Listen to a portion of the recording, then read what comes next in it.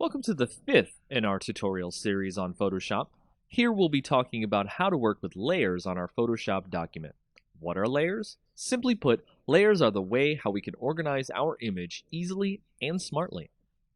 Our Photoshop document open, we can see that we already have one layer of the document already in place. Over here on the right is our layer setup, and you can see how many layers we have. One. The hierarchy of layers, meaning how they are stacked in a certain way, and if they're grouped, which they are not.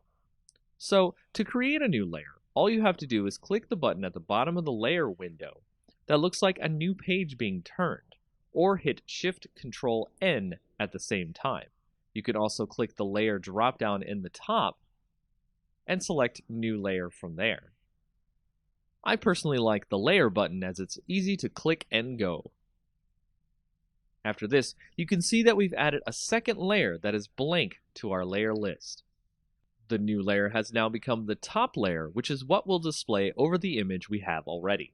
In this way, you can draw or stack images so you get exactly what you want out of the document. So, for example, you can see that I can drag the layers and reorder them any way I want. Top, bottom, stack them how you like to make the image you want. It's that simple. To group layers, you can click on the little folder icon down at the bottom next to the new layer icon, and it will create a folder. You can name the folder and drag any layers you want inside the folder. Doing this will allow you to do many interesting things, including apply effects to the entire group and more. And that's all you need to know about the basics of layers, a simple system to make image creation and manipulation easy.